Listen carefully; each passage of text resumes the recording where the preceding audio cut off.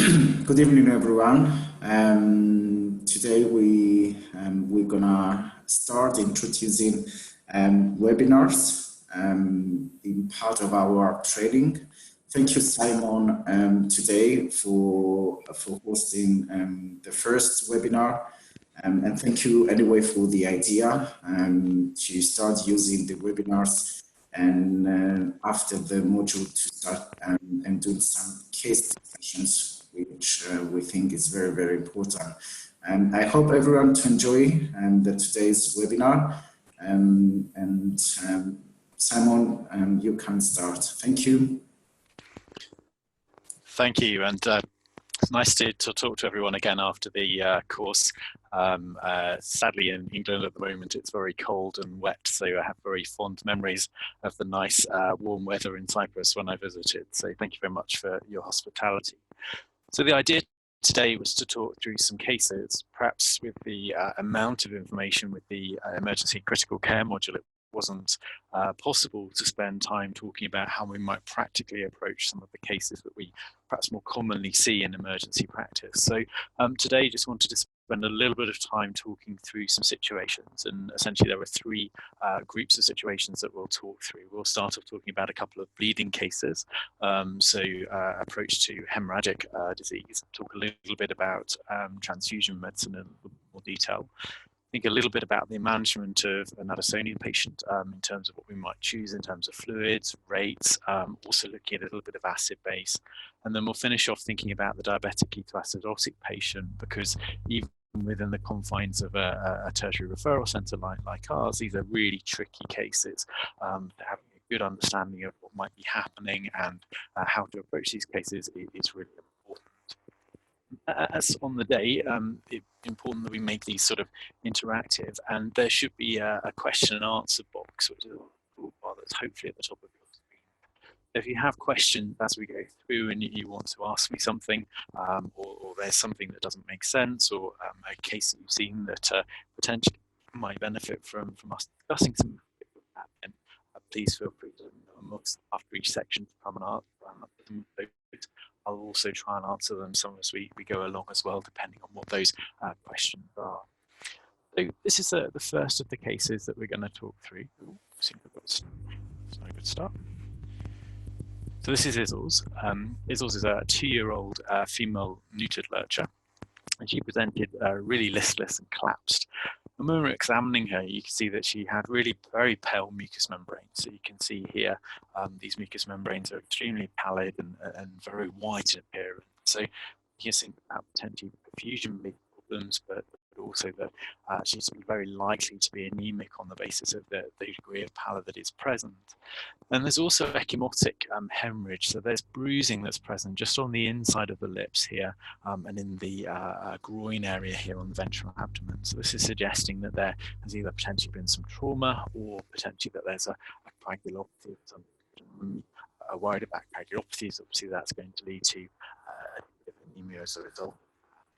Examining the dog had very bounding peripheral pulses and was quite tachycardic, so that bounding pulse quality is often something we associate with an anemic patient. And there was a heart murmur that hadn't been documented on any of the previous examinations. It's a grade 2 murmur, so we would expect to hear it during auscultation.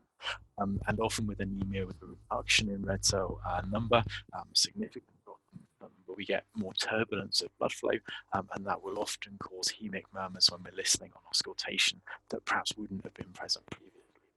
And taking this dog's temperature on the thermometer, we could see there was some melenic feces, so this darkish, black, tarry fecal material just on the end of the thermometer, very suggestive of there being digestive blood that's causing a problem. So it suggests that there is some blood loss into the spinal tract, leading potentially to anemia in this patient. Well, that could be because of some sort of structural disease, an ulcer or a mass that's bleeding, but there are systemic signs here that suggested that this may be more of a coagulopathy, that there's ecchymotic hemorrhages on the lips and abdomen, but we're thinking maybe more of a generalized disease rather than a specific problem associated with the spinal tract.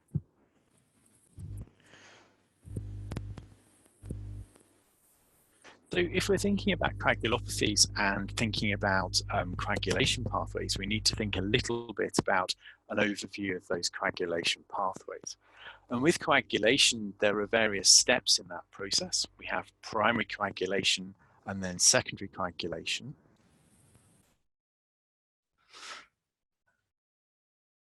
Okay, so if the sound isn't good, I'm not entirely sure what I can do to improve it. What is the problem with the sound?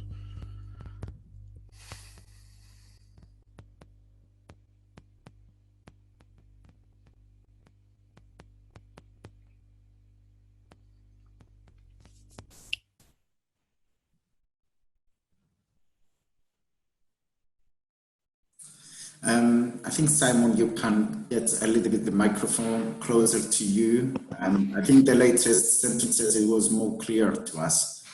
Let's try this way. Okay, I've got a headset on, so the microphone is as close as it can be. So I'll just try and talk as clearly and as slowly as I can. But yes, let me know if there's a problem, and I'll try to adjust that.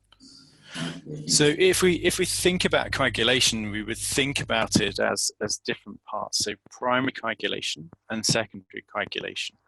Primary coagulation would be the formation of a platelet plug, whereby we have platelets which become activated through the damage to capillary beds and the endothelial lining exposure of negatively charged collagen under the surface of the vessel, which is what will trigger the platelets to become activated and start sticking together, and therefore cause a platelet clump, which stops subcutaneous bleeding.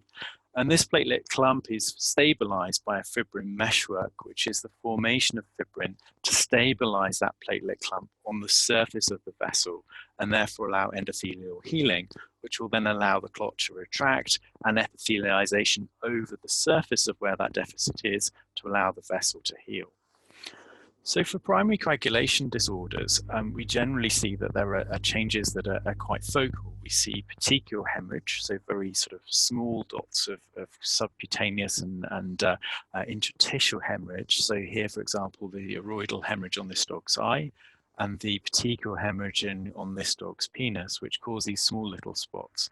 And this is completely pathognomonic for primary coagulation disorders. If we see petechial hemorrhage like this, then we know that this will be as a result of a platelet-based disorder, and this will be a primary platelet-based problem. The ecchymotic hemorrhage, as we see in ISLs, the pictures at the bottom, may be associated with primary coagulation problems, so problems with platelets or the way that platelets are able to function, or it can be associated with secondary coagulation problems, so a problem in that stabilization pathway and the formation of fibrin. So if we see ecchymotic hemorrhage, we simply can't tell by examining the patient. We may have a bit of an idea for other clinical reasons, but we can't define clinically whether it's a primary or a secondary problem. But to allow us to look at that in a bit more detail, we need to try and understand the components of primary coagulation. So we need to platelets in terms of the numbers that are present. And if we don't have enough platelet numbers, then we will see bleeding as a result of that. So a reduction in platelet number, so thrombocytopenia through destructive problems, which will be the most common, so immune-mediated thrombocytopenia, through decreased production, through bone marrow-based disease. And bone marrow-based diseases that just cause problems in platelet production are quite uncommon, but we do see them. Usually they're associated with other cell lines being affected, such as leukemia and anemia. We'll also see thrombocytopenia in association with consumptive disease, so a response to bleeding, or potentially disseminated intravascular coagulation, where we have an upregulation in the pathways of and problems as a result of bleeding as a result. But as well as the problems in terms of true platelet numbers, we can also have problems in the way that the platelets are able to activate.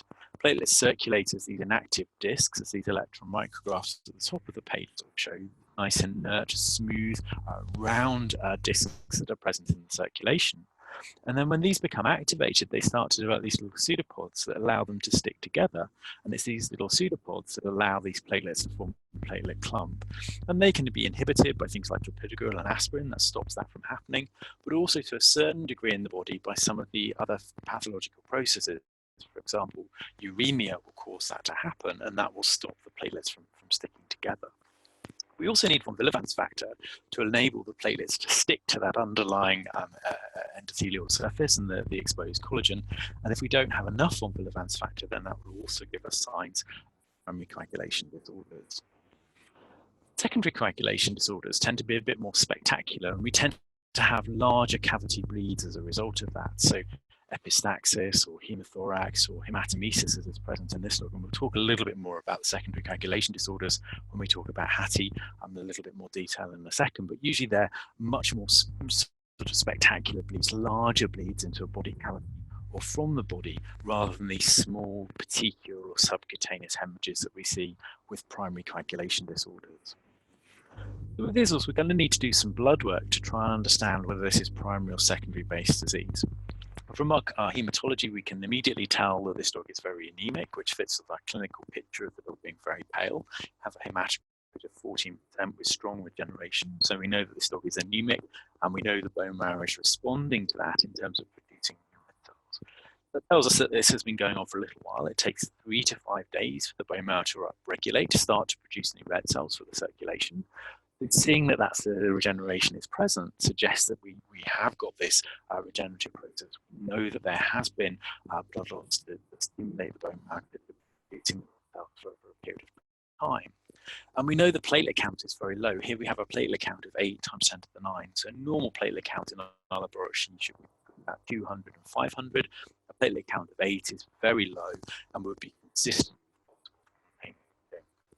Of course, we have to be very careful when we believe automated counts. We have to look at the smear, check that there aren't any platelets that become clumped in the syringe or in the tube as we've taken the sample, and that there aren't clumps that are present on the smear. So looking at a smear analysis like here, you can see there's a complete absence of platelets. So this platelet count is likely to be accurate for the sample that we're looking at, although it is possible that there may be a platelet clump in the tube. So looking with that wooden stick or a glass capillary tube is really important to try and make sure that there isn't a clump that's present.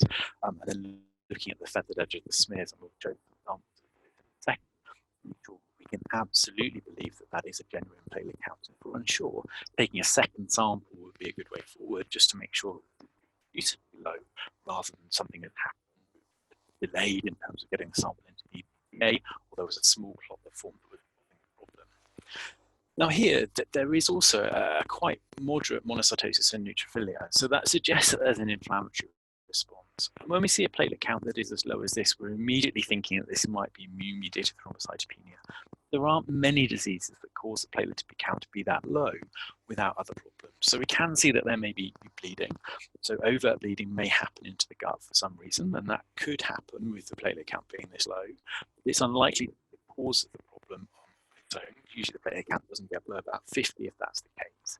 We can see problems on the basis of bone marrow-based disease, but there's strong regeneration producing red cells, and there's also quite a marked leukocytosis as a result of the monocytes and the neutrophils being elevated. So the bone marrow is producing more cells, and therefore the bone marrow does seem to be stimulated to produce more cells into the circulation. So this would be unlikely to be bone marrow-based disease. So supportive of a diagnosis of immune-mediated disease, which unfortunately in platelets, it's hard to confirm. In IMHA, for example, we'll look at the Coombs test, which has an anti-retinal test. Platelets, it's very hard to find anti-platelet antibodies. There are specific tests that can be done, but they're quite expensive and technically quite challenging. So clinically, we tend to make the diagnosis of immune-mediated thrombocytopenia through a diagnosis of exclusion of other causes. And certainly just with the information from the hematology that we've got here, it would seem very likely that this could be immune-mediated disease. The biochemistry shows some signs that would be consistent with gut-based loss of blood, low albumin and low globulin, complete loss of plasma protein components, moderate elevation in urea, suggesting there may be some digestion of blood, and we often see that if there's fact, and a normal creatinine, so suggesting that you end up a pre-renal effect, which is supportive of the fact that the hemorrhage would be causing a problem. As we said, we need to assess that these platelet numbers are real, and automated counts are unreliable, so checking a smear and at the edges would be the way forward. So we make our blood smear, and then we look in the examination area, which is the area just behind the feathered edge where we have the monolayer. So the red cells are just touching, and in that area we can count where we are with the platelets, and that will give us a good understanding as to whether we have adequate platelet numbers or not. And in that area, 1 platelet per high power field, so times 100 under oil, is equivalent to about 15 times 10 to the 9. So normally we should see platelet numbers between 200 and 500. We're looking for about 10 plus platelets per high power field.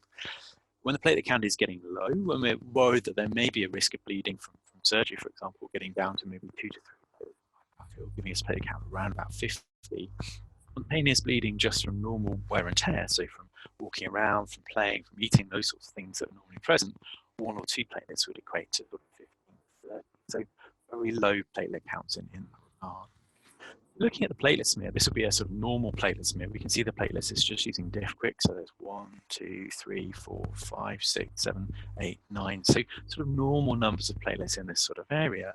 And then when we're looking with ISOS, obviously there weren't any platelets to see at all. So we just need to make sure that they haven't done something silly like got stuck together and got moved and bunched up to the feathered edge. So this is a platelet clump which is just up at the feathered edge. So it's going to get dragged the furthest along the smear. So it's going to be furthest from where we put the blood on the smear. This is causing a clump of platelets to form, and this makes it very difficult to count platelets adequately. If we're seeing platelet clumps, we can assess with some experience as to whether they look to be adequate or not. But that's essentially what we're saying, that they look about right, they maybe look a little bit low, but if we're seeing clumps of platelets like this, it's very unlikely that platelet-based inadequacies are the cause of the bleeding and the clinical signs that we're seeing. It's consistent with immune-mediated disease. And occasionally we do see that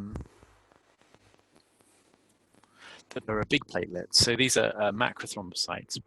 And macrothrombocytes are precursors to platelets developing. So a bit like the reticulocyte for a red cell, the macrothrombocyte is the regenerative portion of a platelet. And this would be something that we see in regenerative response. So if we have got a very low platelet count, then we will often see higher numbers of macrothrombocytes.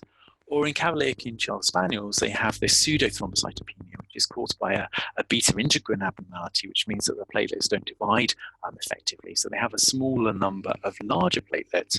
And we know that platelet volume is the most important thing when we're thinking about the consequences of a low platelet count. So a smaller number of larger platelets will do the same job as a larger number of smaller platelets. The platelet surface area and the volume that is present will allow the platelet to do its job in the same way. So Cavaliers have a smaller number of these larger platelets, usually platelet count between 50 and maybe 100. Generally causes people a lot of concern because we obviously don't like seeing the platelet count. It's a larger platelet, and that shouldn't be an issue or a concern. And then a normal dog or a non-Cavalier breed, seeing these macrothrombocytes or a low platelet count gives you confidence that the bone marrow is responding to the absence of platelets. So it rules out or makes less likely that bone marrow disease to cause the problem we're looking at. With ISOS, we can hopefully say with some confidence that this is a true finding. Looking repeatedly at the blood smear, taking repeated samples when needed, will be less likely that this is a problem, a sampling type error that's causing a problem. Very, very low platelet count, which makes us think of immune-mediated disease. Bone marrow-based disease seems less likely on the basis of the other cell lines being produced normally. Coagulation times and D-dimers are normal, so suggests that there isn't a bleeding focus somewhere else that is causing a problem. So very suggestive that this might be immune-mediated disease that's causing a problem. And really, in terms of clinical diagnosis, there isn't too much more that you would do at this stage to try and confirm why the platelets are low. So we have to think about how we would treat this dog. This dog's presented quite weak, very pallid, quite tachycardic with quite bounding pulses. So how would we improve perfusion in this dog? Well, essentially this dog is normovolemic. It has a normal blood volume, but just with a reduction in number of red cells that are present, depending on the blood that's been lost. And I guess some circumstances, there has been some blood loss, there may be a component of hypervolemia, in which case fluid therapy is given cautiously should help. But if the patient is just anemic and normovolemic, so not dehydrated or showing signs of hypervolemia, giving crystalloid fluids or other fluids that are just potentially humidiluting probably aren't helpful in this patient. So we would think about giving a blood transfusion to this dog, primarily to help increase oxygen delivery to the tissue. But we need to increase red cell numbers to try and help to deliver oxygen to the tissue in that fashion. And by doing that, we would either give packed red cells or a whole blood transfusion, and that would help to restore oxygen carrying capacity. allow those red cells to carry oxygen to the tissues. A whole blood, if it was possible, would be the best product to give in this instance. So that blood that's taken from a donor and immediately given to our patient. As a result of that, it would allow some platelets to be transfused. Now, we're quite bad at transfusing platelets. Platelets like to do that sticky thing where they develop pseudopods and stick together. So actually transfusing them in that inert state is quite difficult, because from the process of taking blood from the donor and giving it to our patient, we pass the blood through various tubes and we agitate it and expose it to things that aren't usual, and therefore they become activated. The amount of platelets that we can transfuse will be quite markedly reduced as a result of the transfusion process. Whole fresh blood would potentially increase the platelet count by a little bit. So 10 mils per kilo of whole blood usually raises the PCV by about 5%. And that amount of blood usually raises the platelet count by about 10 times 10 to the 9. So it's not a huge amount, but it allows us to see if we can try and stop bleeding as a result of any bleeding into the GI tract, or potentially intracranial hemorrhage that might be happening. So in that regard, it may be something that is useful in terms of trying to manage patients that are acutely bleeding. It won't restore the platelet count to a normal level, so it may help us to get over a situation where there is acute bleeding, but it won't stop there being bleeding as a result of massive hemorrhage. There are some products that are available that allow preserved platelets, so DMSO preserved platelets or cryopreserved platelets, and those products are not easily available in Europe at the moment. They're produced in human medicine and they're produced in the States to some degree, but the shelf life is quite limited, and the amount of platelet that can be transfused through that freezing or lyophilized process, so preserving the platelet surface, damages the platelet and makes it less helpful in the longer term. We'd also be quite careful to support these patients to provide as much cage rest as possible to try and minimize traumas. So really wrapping these patients up in cotton wool as much as is possible. Only taking blood samples from peripheral vessels. So if there is any bleeding, we can put pressure over those areas. So not taking blood samples from the jugular in the standard fashion so that we can apply pressure around the area if there's any problem. And gastroprotection is often something that is suggested, and there's the recent ACVM guidelines on the use of gastroprotection in dogs and cats, and actually there's very little evidence that the use of gastroprotection in patients that are bleeding would be helpful. But to some degree it does make us feel better, and because there isn't any evidence doesn't necessarily mean that it doesn't work, because people haven't looked at it in a lot of detail. So in patients where we're worried that they're hypoxic, that they have thrombocytopenia, a lot of steroids, and there is a risk factor potentially for gastric ulceration, using omeprazole probably would be the treatment of choice in that regard, because there is already GI blood loss.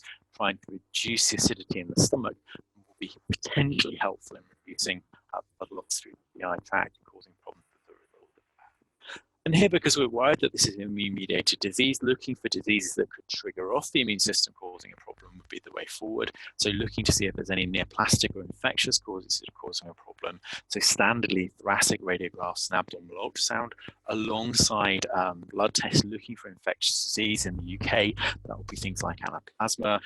In other areas that may include other rickettsial diseases like Ehrlichia, for example, or other parasitic-based vector-borne diseases that can cause problems. And if we can exclude that there's an underlying cause, so if we know that there isn't an evidence of infection or there isn't a neoplastic cause, then we would then suppress with immunosuppression.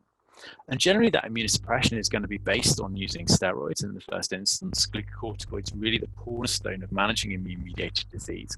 And generally that would be with dexamethasone in the first instance, and reasonably aggressive doses of dexamethasone, so 0.4, 0.5 milligrams per kilogram of dexamethasone IV. Moving on to prednisolone, so usually using 2 milligrams per kilogram once a day for the first 3 to 4 weeks till the platelet count gets back to normal, and then gradually descending that over a 4 to 6 month period, reducing the platelets by the prednisolone by about 25% every 3 to 4 weeks till we get to every other day therapy, and then eventually finish at the sort of 4 to 6 month point. Generally, we will think about using second line immunosuppressants immunosuppressives, and there is an absence of literature really that supports the use of second-line immunosuppressives, but a lot of people do use azathioprine to try and help to reduce the effects or the side effects of glucocorticoids, the sparing agent. And azathioprine is a relatively safe drug to use. It does in some dogs cause hepatotoxicity or myelosuppression, but we'll monitor for that very carefully by the blood samples that we take, looking to see where we are with the platelet count.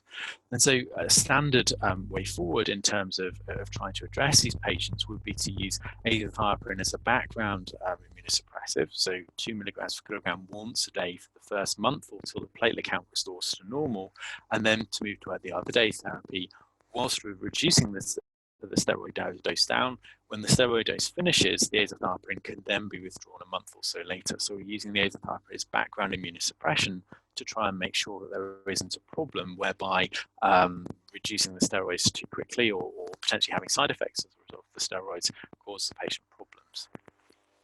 If there isn't a response to the immunosuppression with glucocorticoids and azathioprine, then a variety of other drugs can be used. So things like cyclosporin or mycophenolate would often be used with reasonable success, or human immunoglobulin can be very helpful to try and dilute out anti-platelet antibodies in the patient. Hard for immunocompromised human patients. Theoretically, that probably isn't something we should be using in patients. Vincristine may be helpful, and there are various papers looking at the action of vincristine in immunosuppressive thrombocytopenic patients, essentially trying to help to increase the platelet numbers, and that will enable us to see that those platelets are released from circulation and probably aren't active, but essentially what will happen in those patients will mean that the platelets are released with vincristine within them, and then they're phagocytosed, and that means that we can then increase the amount of vincristine within the white cells, which then stops them from having problems reducing the ability to see that there's further platelet-based destruction.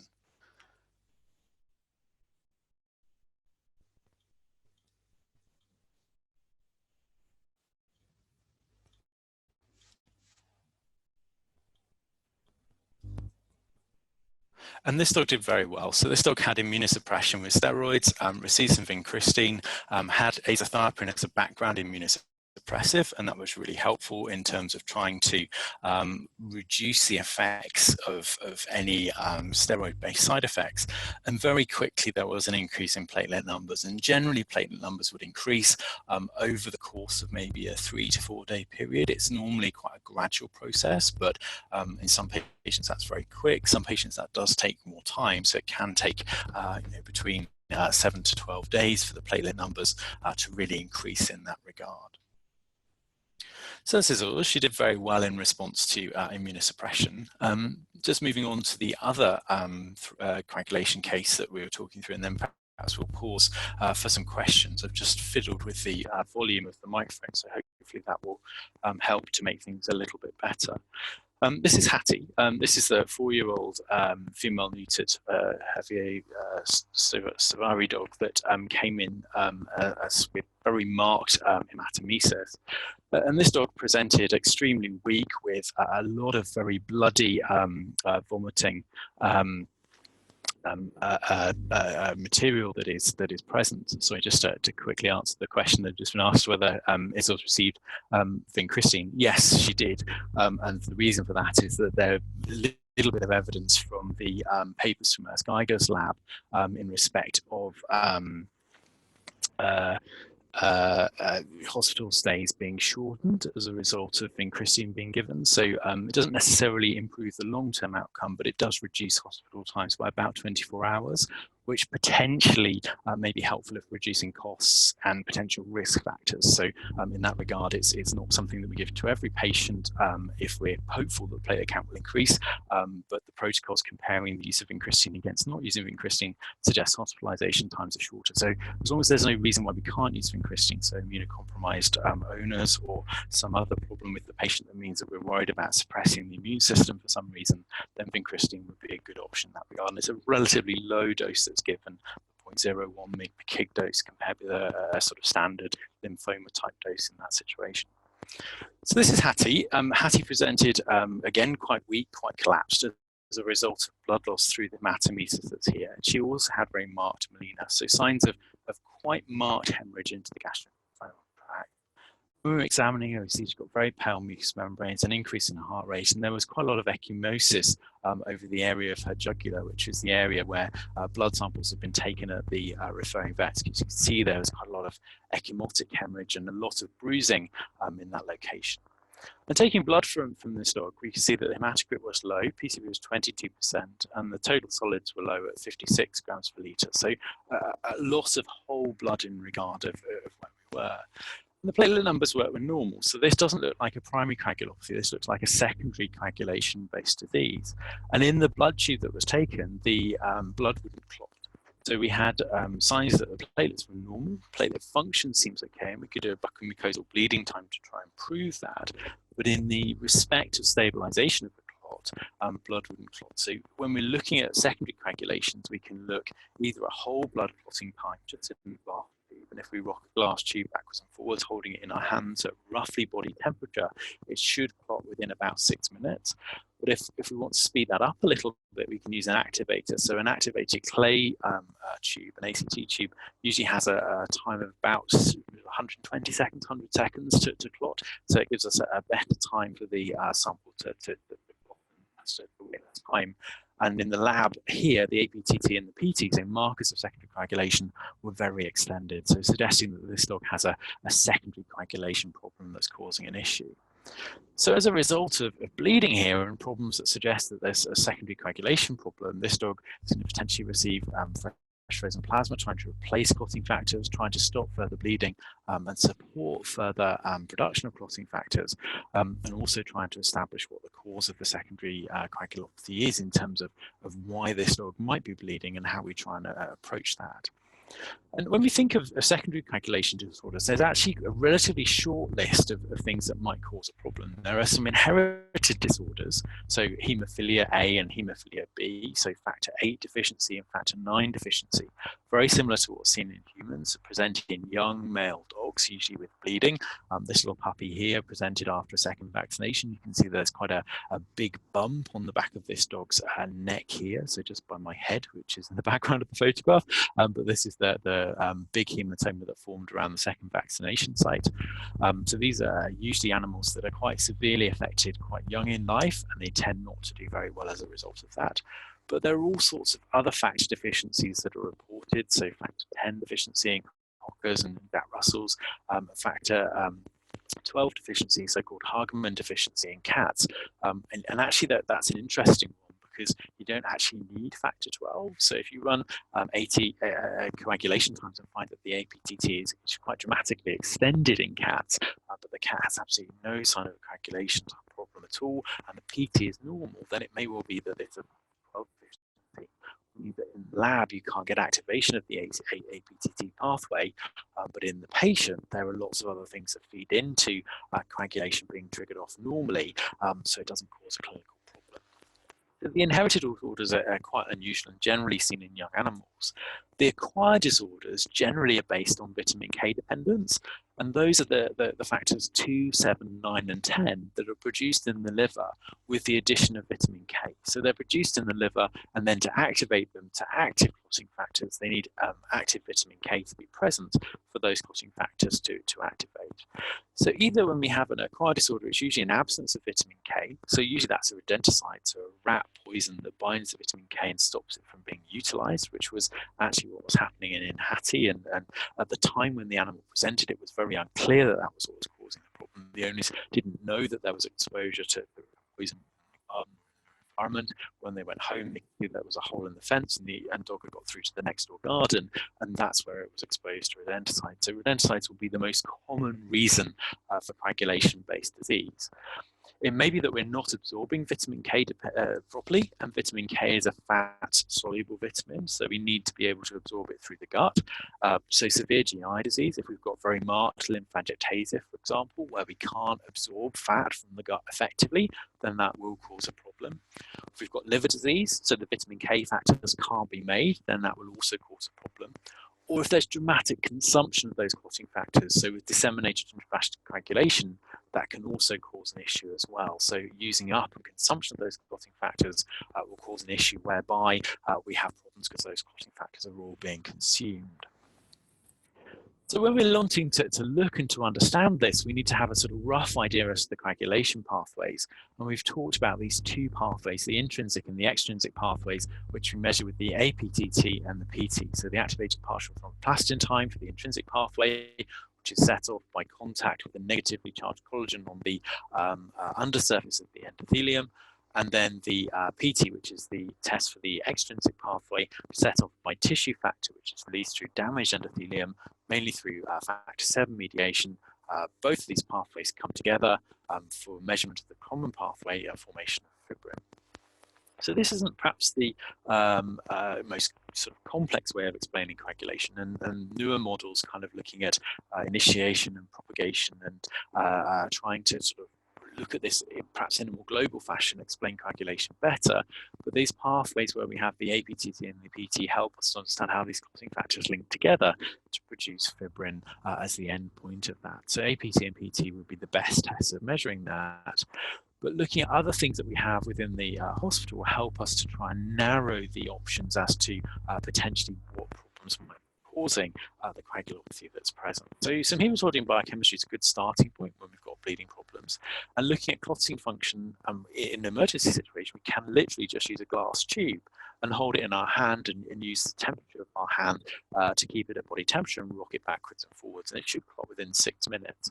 You need some platelets for that to happen, so hopefully we know that from the CBC that there are platelets that are present, and if there aren't platelets, that can cause an issue. But measuring a PT and APT would be a good way of trying to sort of firm up and to confirm that there is a coagulopathy. And these can be tricky because they're not something that necessarily is available to everyone in practice as a patient-side test. The tests can be difficult if the samples are stored as well. So taking the sample into a citrate tube, spinning it down, taking the citrated plasma away from the red cells and freezing it, and maintaining that sample frozen until it can be measured would be the best way forward. So transporting it in a frozen state to the laboratory would be a good way of trying to make sure that we can measure the action of those clotting factors effectively. And then looking for reasons why there might be bleeding or triggers to bleeding, doing an abdominal ultrasound possible to help us isn't another disease triggering off the present.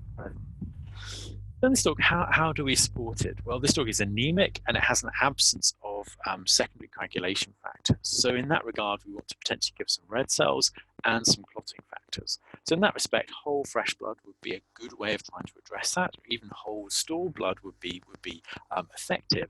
But we do see that we lose some of the clotting factors once blood is stored. The vitamin K dependent factors, so 2, 7, 9, and 10, are actually quite stable in whole blood. So if we were to store the blood and not use it initially, we do lose some of the factors quite quickly. So from Villefran's factor 5 and factor 7, sorry, that's supposed to say factor 8, but factors 2, 7, 9, and 10 are relatively stable and quite robust, and they will be present in the stored blood for a reasonable period.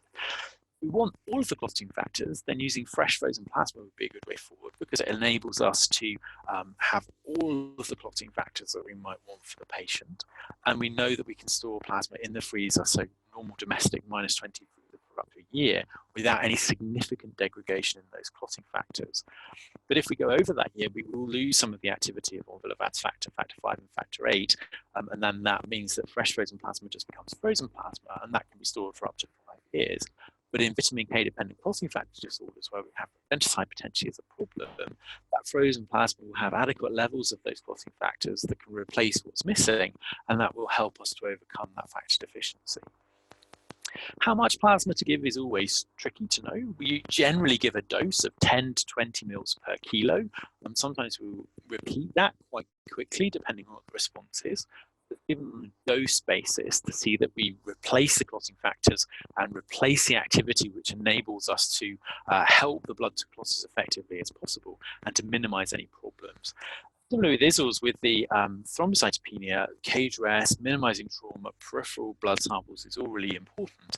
And we would also consider using gastroprotection, usually using omeprazole if there is significant gut bleeding, really just to try and allow areas within the GI tract to heal as much as possible. So using omeprazole potentially alongside sucralfate, if we've got any evidence that there might be any gastric ulceration contributing to bleeding, would be very effective and very forward.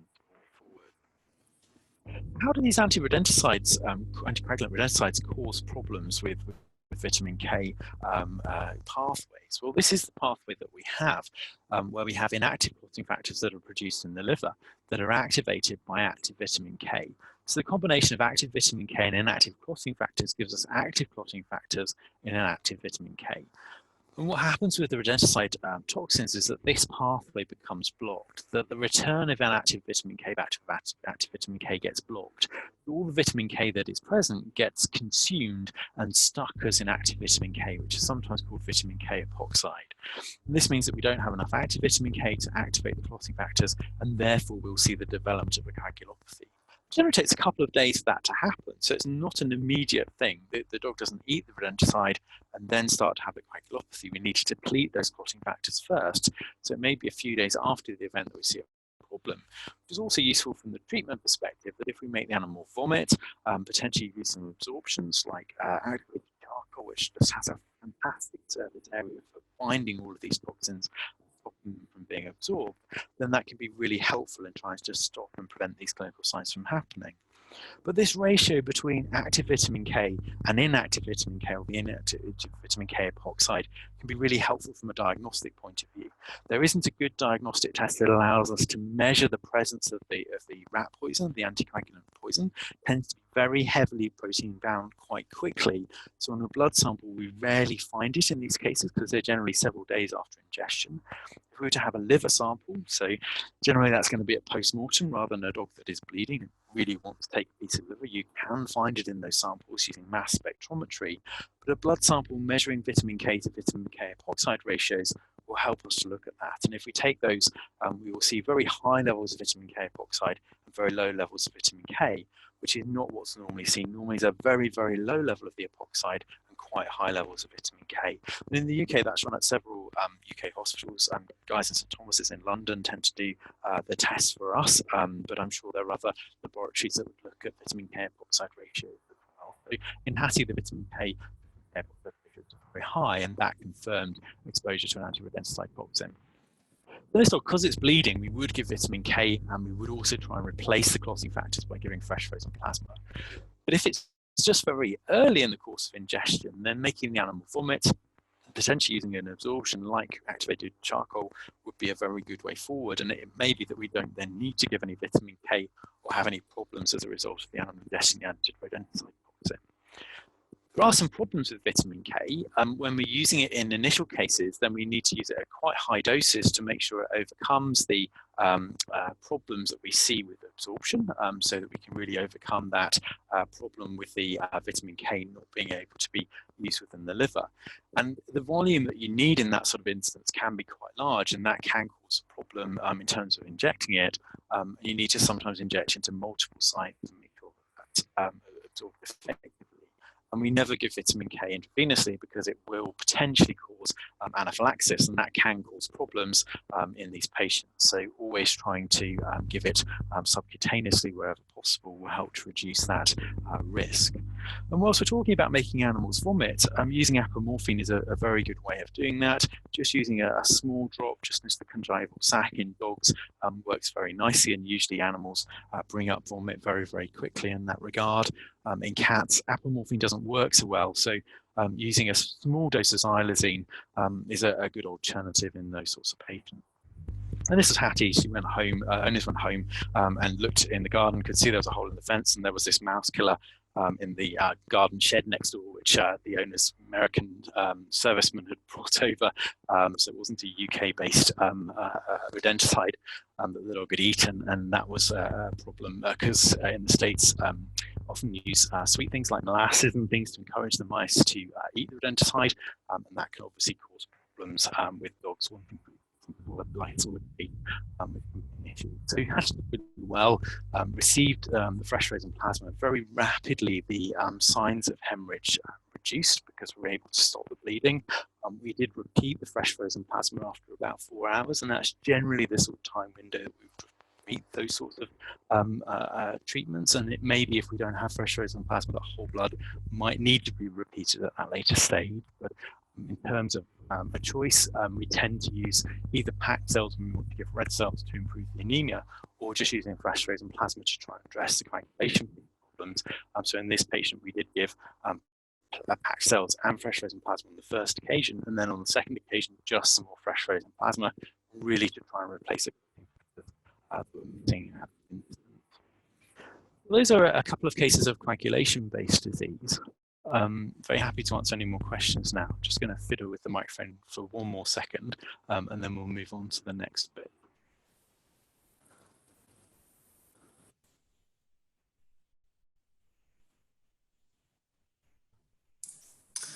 Simon, what's your opinion about immunoglobulin? How often do you use it?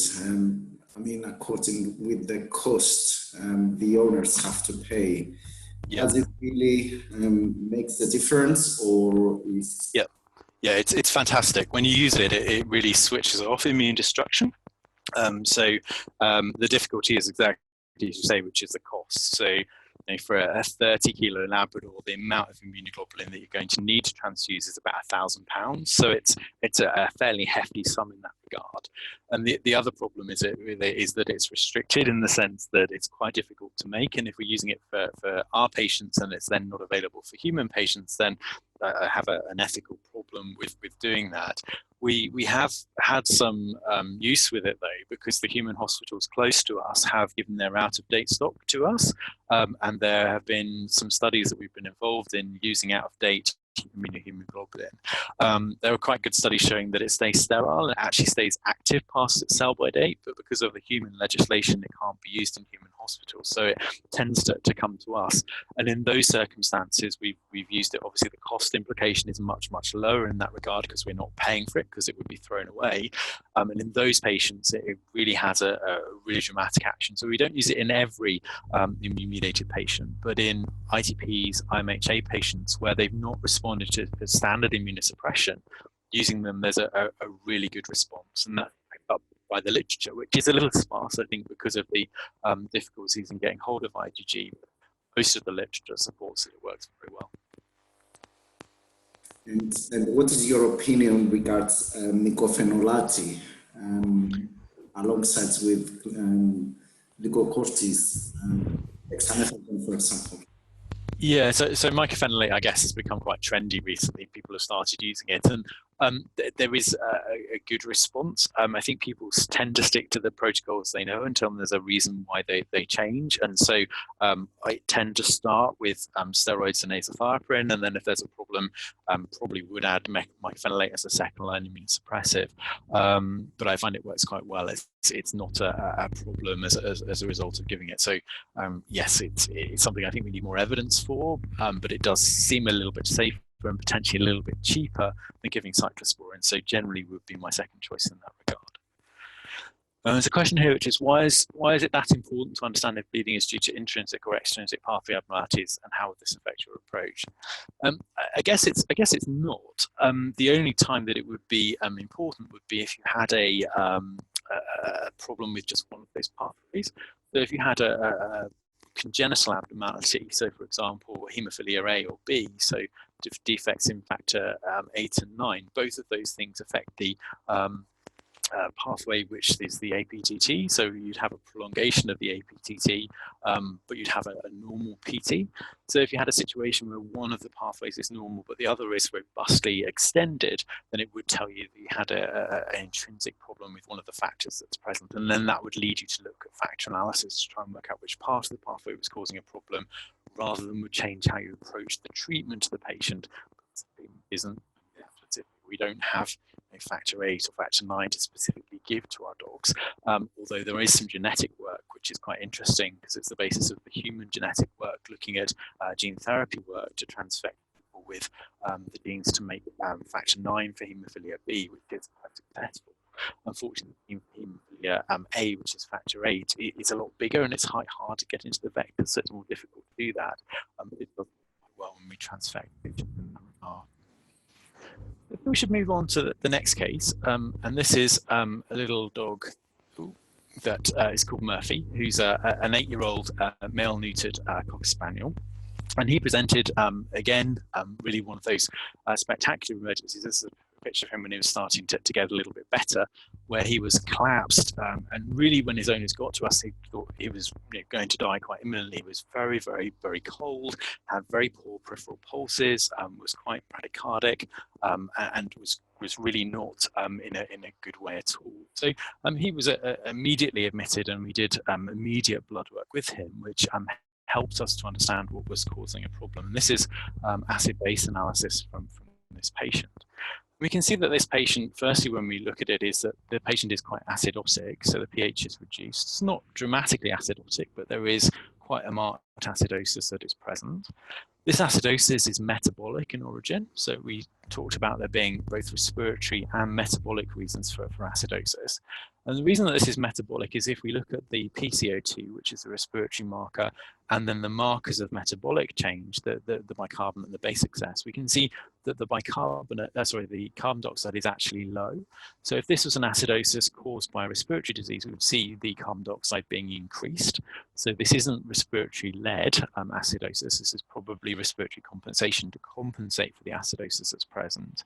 And when we look at the bicarbonate, we can see that this value is lower than the reference interval, so it's being used up to try and buffer the increase in pH. And the base excess is negative. So this is negative 14. So this is a negative number. So this is the amount of acid that we would need to take away from the blood to get back to a neutral pH. So we need to take away quite a lot of acid to get back to a neutral pH.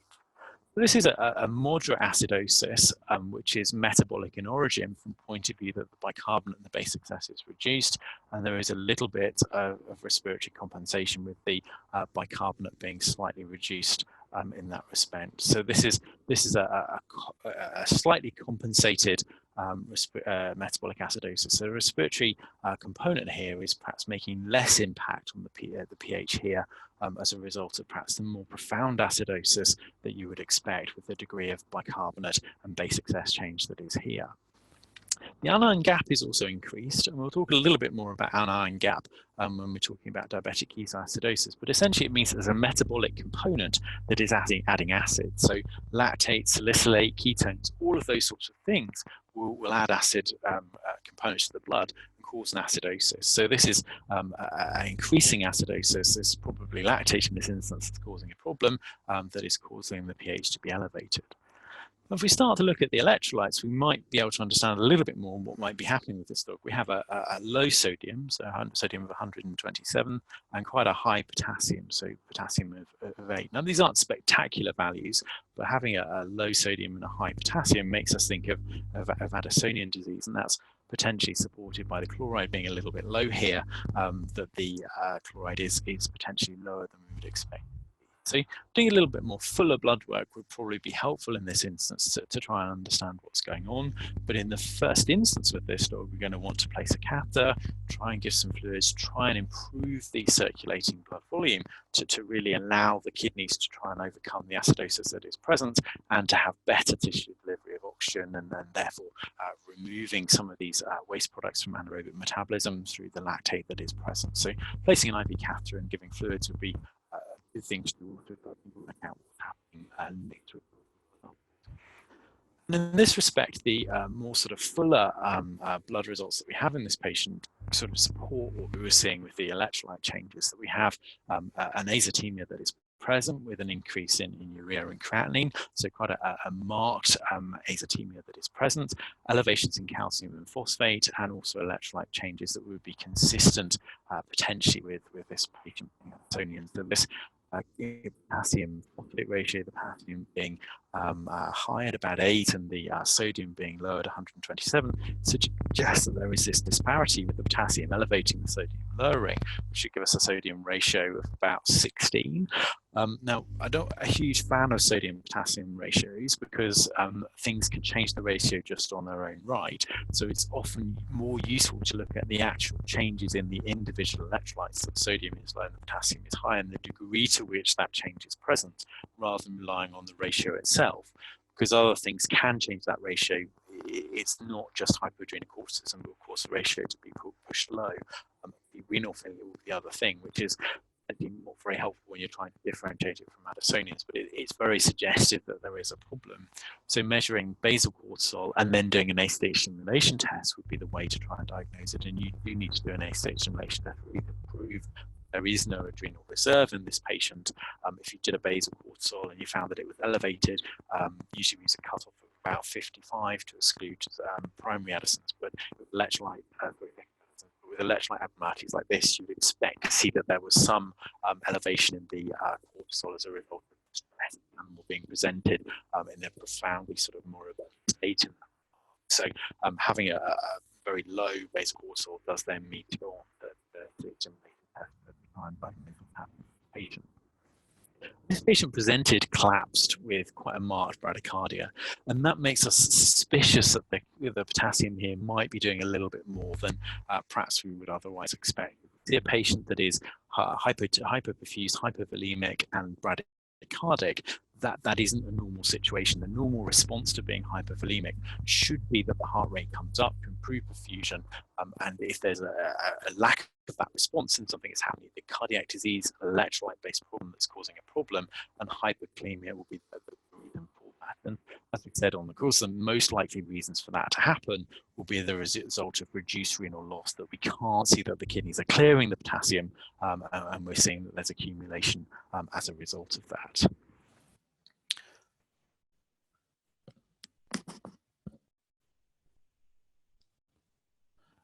Sorry, I don't think I've changed anything with the sound, so I apologize if it keeps changing, but the position of the microphone and me talking as loudly as possible is what I will try to continue doing. So I'm sorry it's waxing and waning a little bit, but I will try my best. And yeah, the person that's saying, is this not a compensated acidosis, is correct. Yes, there is some compensation. So the degree of acidosis that is present isn't as profound as perhaps you would expect because of the metabolic causes, because of the respiratory compensation. It's not completely compensated. Its pH isn't normal, so it's partially compensated in that respect. So hyperkalemia is a worrisome situation because it means these patients can be quite unstable, and usually these patients will have clinical signs above potassium of 7.5 or 8, depending on what's happening in that sort of circumstance. But it's very variable as to where we are at onset because of other electrolytes that may or may not be present, depending on what's happening in that regard. And this will cause there to be a progression through causing less excitability within the heart. So we'll see a progressive change that eventually leads to bradycardia. So an elevating potassium will firstly cause spiked T waves, then a widening of the QRS complex, then we see that the atrial standstill and a loss of P waves, and then we see a pronounced bradycardia as a result of that. So there's a very predictable change that occurs as a result of the potassium increasing. Fortunately, it isn't predictable as to the level of the potassium that is present as to how that changes. So we can't predict from the loss of the P waves or the spiking of the T waves as to what that effect might be. Now, the effect of the high potassium is that it decreases the resting potential, and that makes the cells more negative. And this is where this weird thing, where making the cells less negative and making the cells more excitable, means that it's likely that the cells will become reduce bradycardia, which is a bit weird that we're saying that a more excitable cell results in a bradycardic type effect. And that's because the cells become more excited, they get stuck in this depolarized state because there's less difference between the resting potential and the threshold. So depolarization occurs more easily, but they can't repolarize, so the cell is no longer excitable, and as a result of that, bradycardia ensues as a result of reducing return to this depolarizing state, so the cells can't repolarize for the next action potential. How might we try and treat this dog with profound hypovolemia, very poor peripheral pulses, and very marked bradycardia? Well, the answer in the first instance is with fluids. If we can give fluid therapy, support the volume, give the fluids to the kidneys will excrete the potassium, and often the hydrogen ions that are present in excess cause metabolic acidosis. And often fluids on their own will cause a really dramatic improvement in these cases. And we'll see that there's an immense improvement just by giving fluid therapy in the first instance. Occasionally, we do need to give other treatments to try and increase the potassium. And giving calcium gluconate would be the first thing to do in both blocked cats and in Addisonian dogs if we're concerned that there may be a problem as a result of bradycardia. Now, this isn't going to change the potassium at all. Giving fluids at high rates will cause a diuresis, and that will cause potassium to be lost, and that will help to bring the potassium levels down. Giving calcium gluconate just helps to raise the threshold potential. So it creates a potential difference between the threshold potential and the resting potential, which allows the cells to repolarize and for us to have a return of action potential. So we remember this graph where we said that the increasing calcium increased the resting potential, and then if the resting potential gets close to the threshold potential, the lack of a potential difference between the resting potential and the threshold potential means the cells can't repolarize. By giving calcium, the threshold potential becomes less negative as well. So there is a potential difference between these two, which means the cells can repolarize, and therefore we can have the next action potential. So it protects from the bradycardic effects of having a low potassium level. If we're really struggling, we can use other things that try and move potassium around. Insulin and dextrose will do that, as will bicarbonate. But with the Addisonian patient, it's unusual for that to need to happen in the circumstances where fluids on their own aren't enough to try and bring the potassium down. But in situations where potassium is high for other reasons, insulin will move potassium into the cells, and we give glucose or dextrose to overcome the effects of the hypoglycemia resulting from that. And bicarbonate will also cause a same movement of potassium into the cell in exchange for hydrogen ions, which, if we're treating a profound metabolic acidosis, can sometimes be helpful, where we're trying to move potassium ions into the cell, and as a result of that, we will see that the acidosis is partially restored as a result of the bicarbonate being given. So when we're treating hypoadrenal corticism, we will give fluids aggressively, and it's often amazing the amount of fluids that are needed in that sort of instance.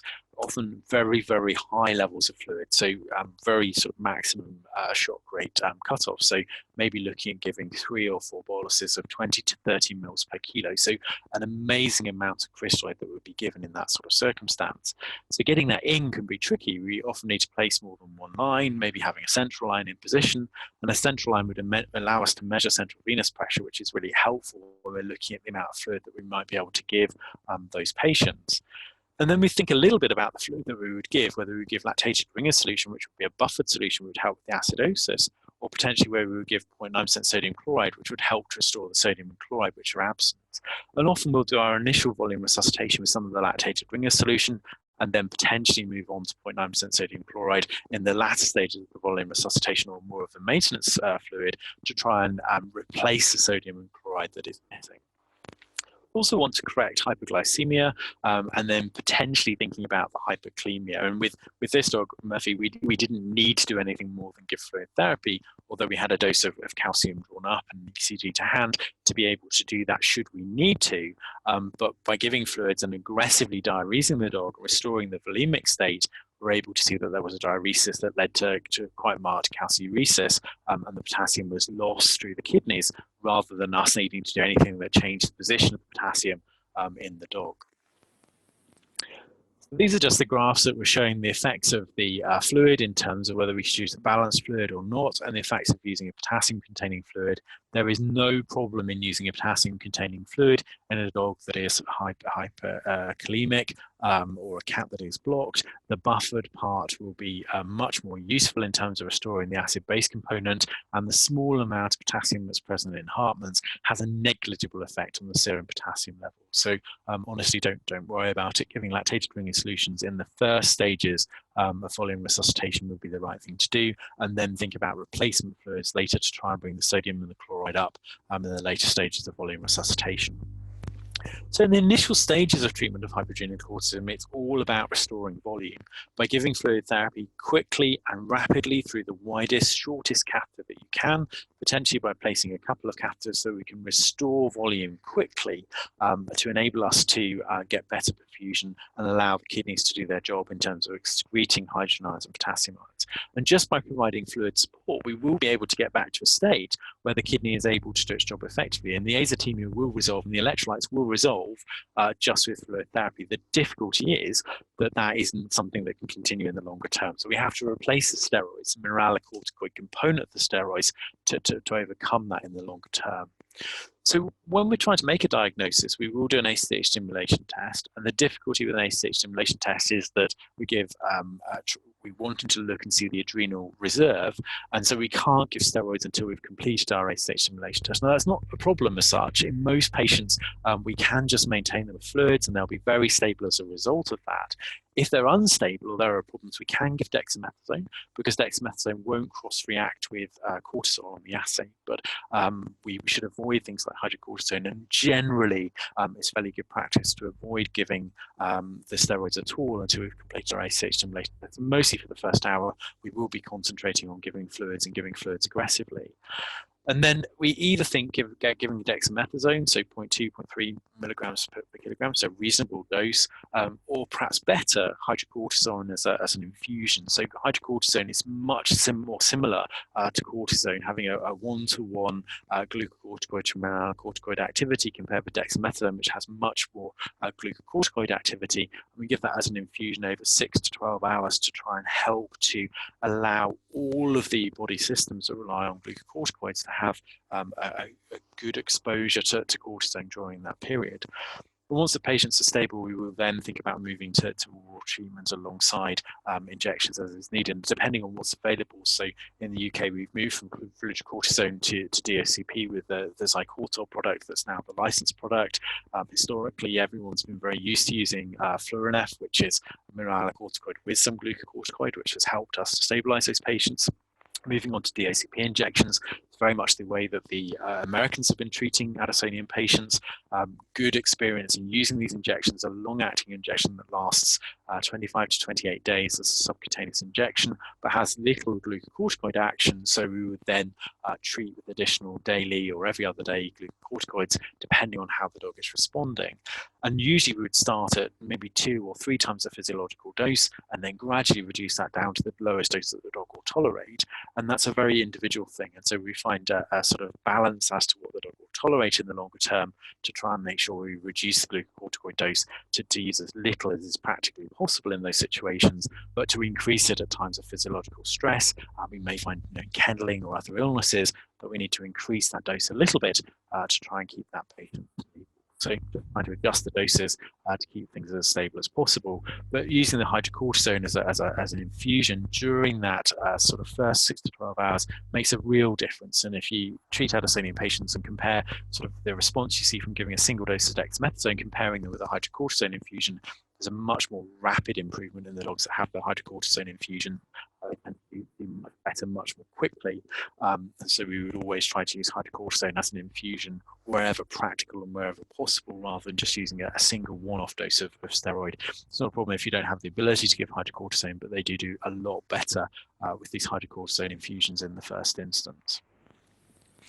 So that's a good place to stop talking about Addisonian patients. And in the last sort of half an hour, 45 minutes, just wanted to talk about the management of diabetic ketoacidosis, which is always a challenge and one of those things that I really enjoy treating from the point of view of these being physiologically fascinating. But from a practical point of view, they can be really quite challenging patients. And these will be the sorts of cases that keep us up all night and keep our interns and our residents on their toes, because there are lots of things that will happen with DKA patients that mean that we need to respond with changes with electrolyte supplementations, with our insulin requirements to try and make sure that we're not having problems as a result of our interventions with these patients. So when we're thinking about diabetic ketoacidosis, we'll think a little bit about reviewing the physiology. We'll think about why DKA develops, how they present to us, and then most of the bulk about how we think about treatment, why jugular catheters are really useful in these patients, and what the prognosis might be in terms of management. So insulin's a really important molecule. Obviously, it helps us to store things for times where we don't have the sort of nutrients that we need. So without insulin, we will see problems. And obviously, when we're talking about diabetes, we are talking about an absence of insulin, and diabetic ketoacidosis generally very much an absolute absence of insulin, or that the insulin can't work effectively, so we have a really marked insulin resistance that causes a problem as a result of that. So insulin is produced in the pancreas, has a very short half-life, which means that the body can adjust the glucose levels very carefully. And there's this balance between increasing and decreasing glucose, which is a balance between insulin secretion and glucagon secretion. So we can keep our glucose levels very, very tightly controlled. So after we've eaten, carbohydrates are going to be more freely available, blood glucose is going to increase.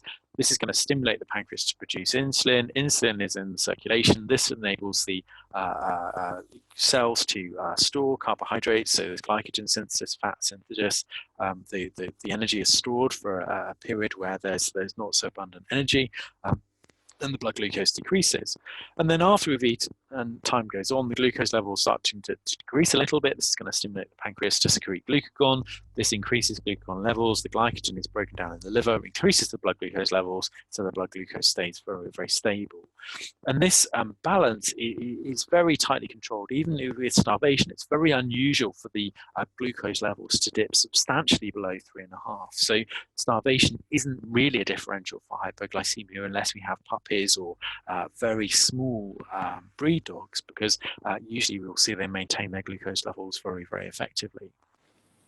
And we know that insulin has lots of other metabolic roles as well in fat and in protein metabolism, and really is a protein that's involved with energy abundance rather than is just in control of carbohydrate uptake. So we've talked about insulin allowing us to store glycogen and help to maintain our stores of glucose for later use, but it also increases protein synthesis and is really synergistic with growth hormone. So in dogs with insulinomas, for example, they'll often have this sort of anaerobic anabolic state where they're really quite muscular and quite chunky, even though they've got quite low glucose levels, because the insulin has stimulated this muscular development and the action of growth hormone. So conversely, we're seeing dogs that present with a low glucose, so they're very weak and wobbly and have potential seizures, but they're very bulky as a result of protein anabolism as a result of the insulin effects that are present.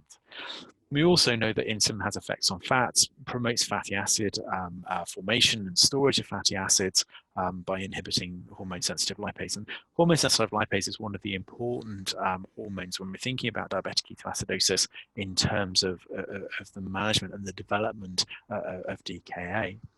And there are lots of things that sort of feed into the release of insulin and the secretion, increased release as a result of increasing things in the bloodstream, supportive of dietary intake. So increasing glucose, fatty acids, amino acids, and then decreasing secretion, essentially if the blood glucose decreases. So if the blood glucose goes below about 3, insulin should be completely shut off and we shouldn't produce any more of it. So when we're diagnosing insulinoma, it's really important that we do take the insulin levels when the glucose is low, and that sort of 3 is the sort of cutoff for where we would expect insulin to be completely shut off and not being produced. So what happens with normal fat metabolism? Why do we see the development of ketosis in animals that have become diabetic? It's quite a complicated pathway, so just wanted to sort of recap that before we think about what happens in diabetic ketoacidosis from a clinical perspective. Now, dogs that have diabetic ketoacidosis are producing ketones, and ketones are an alternative energy store for when glucose isn't freely available. So ketones can be used for lots of places in the body, not by the brain as such, but other organs as an energy source. It's not as effective as using glucose, but it's an alternative energy source for them to use. So normally, when we have fatty acids that are present in the circulation, fatty acids through lipoprotein lipase, which insulin will promote and try and stimulate, pushes the fatty acids into adipose tissue when they're stored.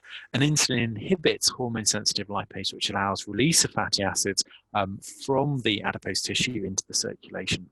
So insulin pushes the fatty acids into the adipose tissue and stops the hormone-sensitive lipase from releasing them into the bloodstream.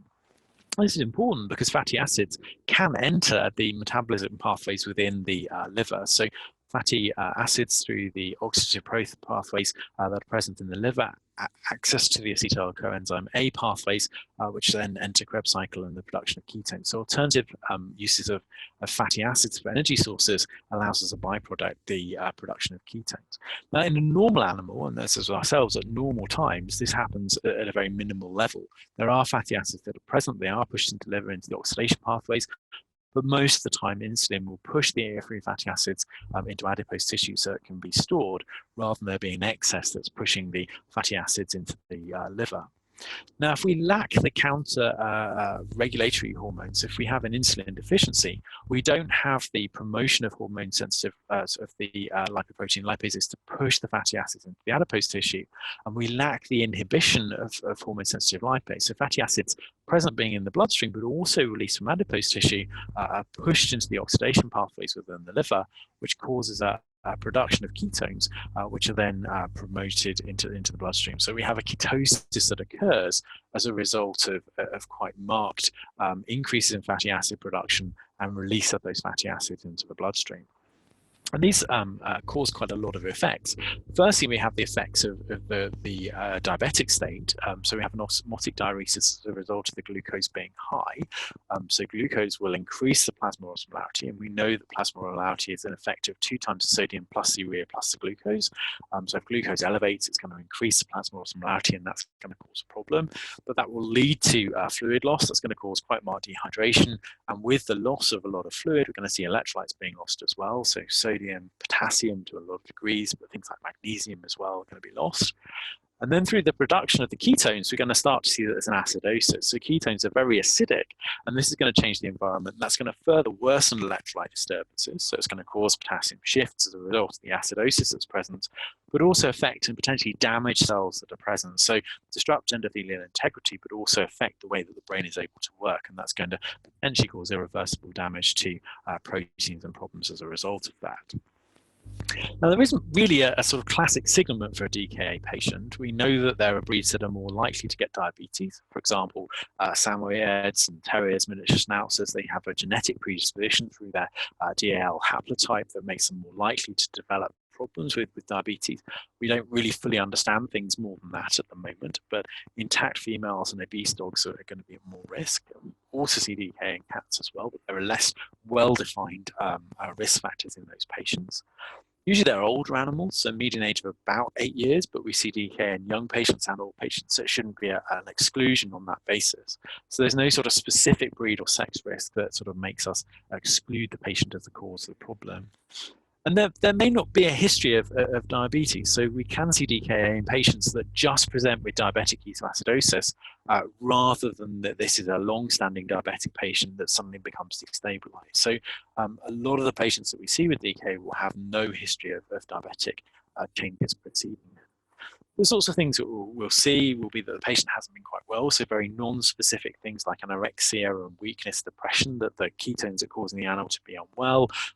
The high glucose will also cause those sorts of stuporous type states. And then the irritation as a result of the acidosis can also cause depression, GI signs, so vomiting, diarrhea, so forth can cause problems as well. So about 2/3 of the cases of diabetic ketoacidosis don't have any signs of diabetes mellitus preceding the onset of the clinical signs that makes a diagnosis of DKA. We may be able to smell that the ketones are present, so acetate and acetone have this sort of pear drops type smell, which some people can smell and some people can't. So there's a genetic reason why some people can pick up the pear drop smell and some people can't.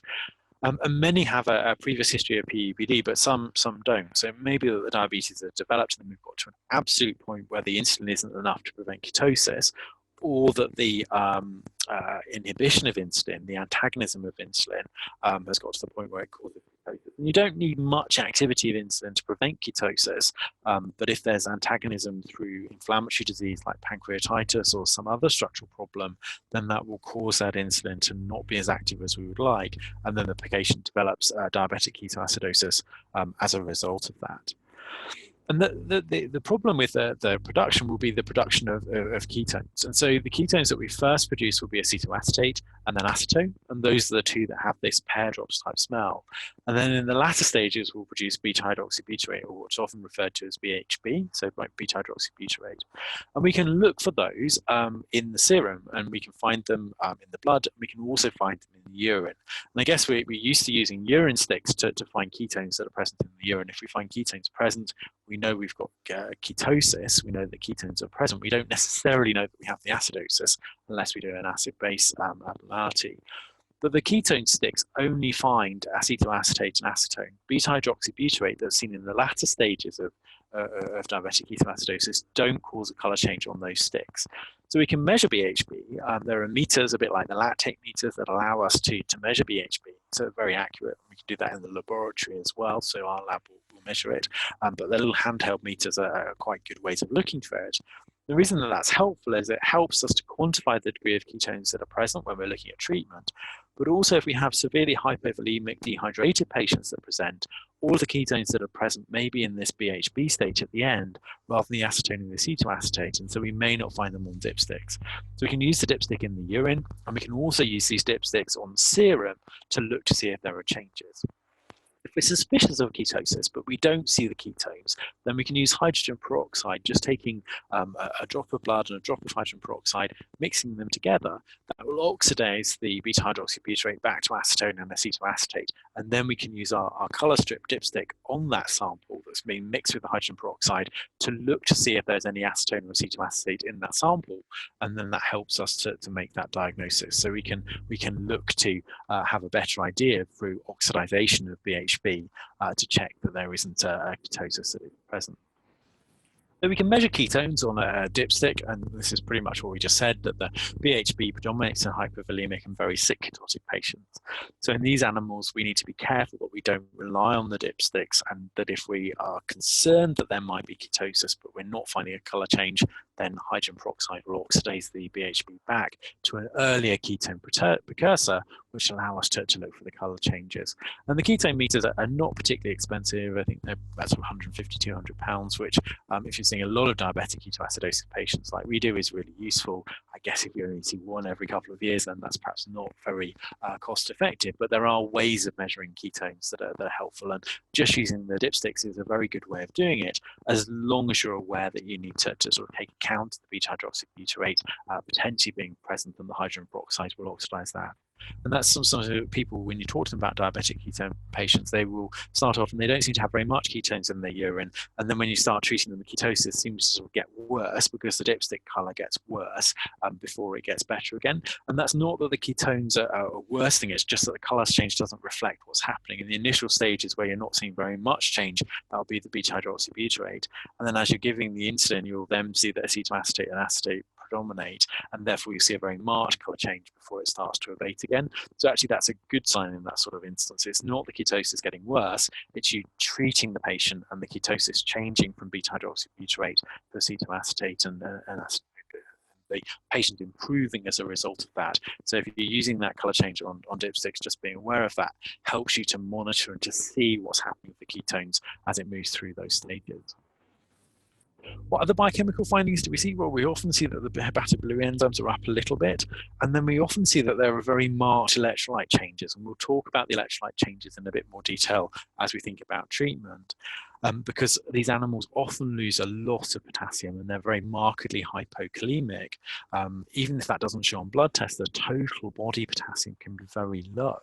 And then when we give insulin, we know when we're treating hypokalemic patients that insulin pushes potassium into the cells. Serum levels can further fall, and that can cause or precipitate clinical signs in these patients as well. Potassium is low, phosphate is low, magnesium can be low. We'll often see that as an azotemia. Most of the time that's pre-renal in terms of this being something that is causing dehydration through the osmotic diuresis. And there'll often be a metabolic acidosis, and this is often due to ketones being present and us having a high anion gap change. So another acid that is present, and the ketones will form the acid in that circumstance. And a lot of the time, there is something that's precipitated the development of diabetic ketoacidosis. It's not that the diabetes has just got worse, but Cushing's or pancreatitis or urinary tract infection has caused there to be some insulin resistance. And this is what's tipped the patient from managing into suddenly not managing. And they've gone from a stable, compensated diabetic state into a state where they have diabetic ketosis and then diabetic ketoacidosis as a result of the accumulation of significant amounts of ketones. But what do we mean by the anion gap, and why is this important? Well, the anion gap is something that is a little bit confusing and is a little bit technical and really only useful for circumstances where we're trying to work out what's causing a metabolic acidosis. And what we're meaning by the anion gap is the difference between the anions and the cations that we can measure. So the cations are the positive ions and the anions are the negative ions. And in general, on blood analysis, we measure the most common ones. So we measure the sodium and the potassium for the positive ones, and the negative ones, we measure the chloride and the bicarbonate. And in individual patients, the number of positive and negative ions that you have need to add up. So they need to be the same, otherwise you're going to be charged, and that's not going to be good. If the animal has a charge, it's going to get attracted to things and cause problems. So usually the number of positive ions and the number of negative ions that we have in the patient will add up. But you can see that there are also things that we find a bit difficult to measure. Obviously, you can measure calcium, we can measure magnesium, we can measure the trace elements, but it will take some time for that to happen. And then with the negatively charged ones, the phosphate, the sulfate, the lactate, organic acid, a bit trickier to try and measure the negative charge that's associated with those. So we sort of use an equation where we take the easy to measure ions and the positively charged ions and the easy to measure negatively charged ions and look at the difference between those. And essentially that's what the anion gap is. It's the difference between the sodium and the potassium and the chloride and the bicarbonate. And when we have metabolic acidosis, different things change the difference that cause that anion gap to form. Now that sounds a bit odd when I'm talking about it as an equation. So making it sort of visual takes to sort of make it a little bit easier to sort of understand what's going on in these sorts of circumstances. So if we make the positive and the negatively charged ions, electrons as bars, it sort of makes it a little bit easier. So these are the cations, the positively charged ones, the potassium and the sodium.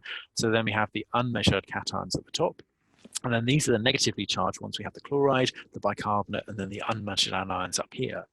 And with a metabolic acidosis, we're going to see that the bicarbonate reduces. So the definition of a metabolic acidosis is that the bicarbonate will reduce. So the amount of bicarbonate that we have in a metabolic acidosis reduces. So that will cause an absence of bicarbonate, so less negatively charged ion.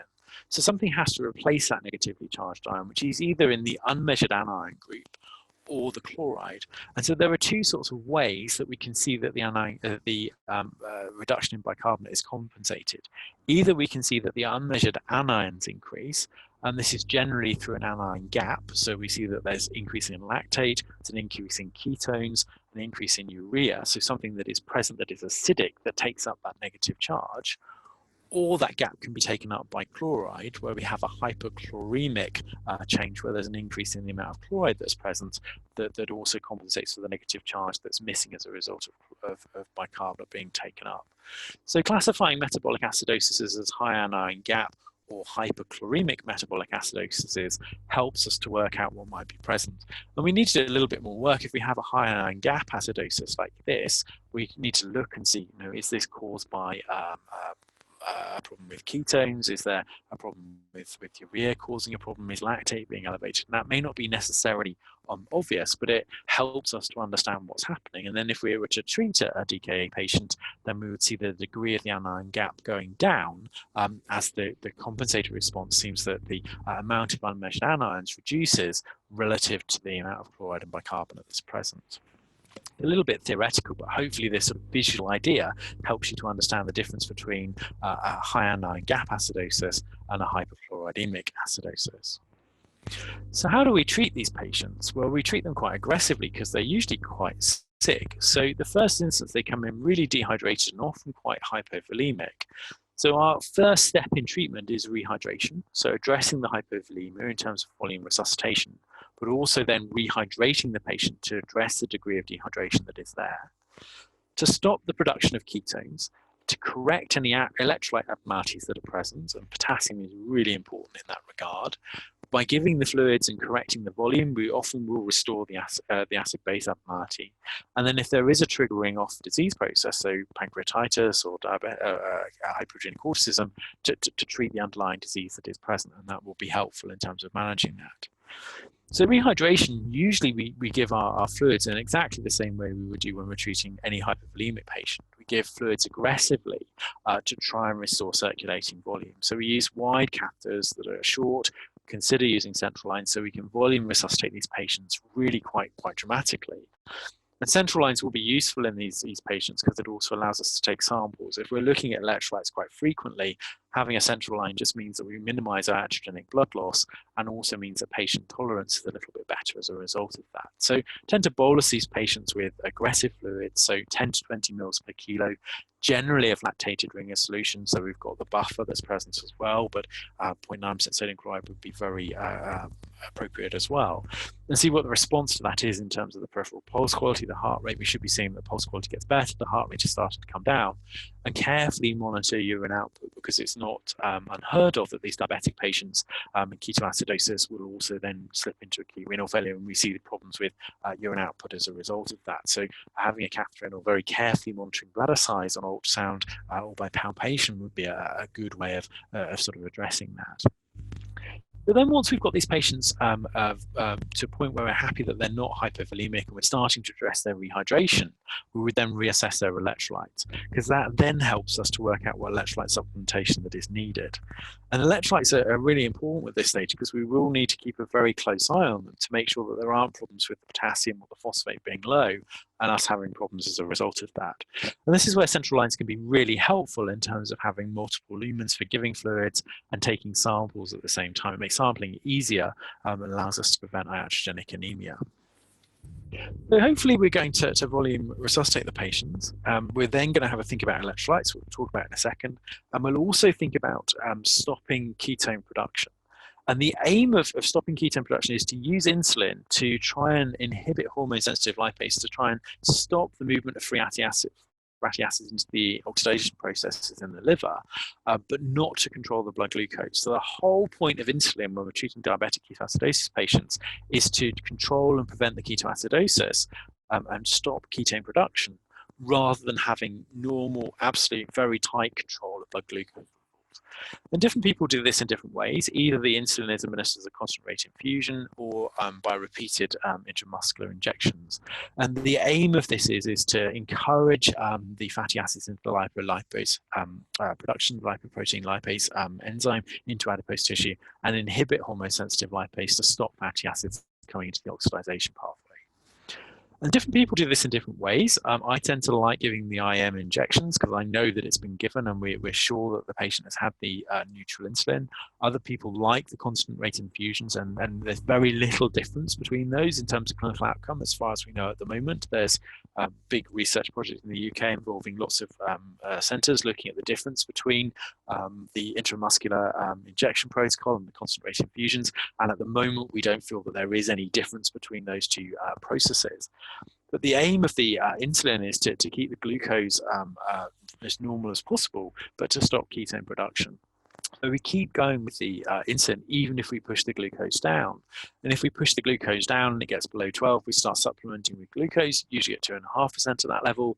And if the glucose gets lower, so less than 6 millimoles per litre, then we'll increase the glucose to 5%. So we're trying to really switch off ketone production and measure that with our dipsticks or with our ketone meter, maybe taking samples every 4 to 6 hours to look to see that the ketones are resolving. And as we said, with the dipsticks, often we do see that that increases before it starts to go down again towards the end of that treatment.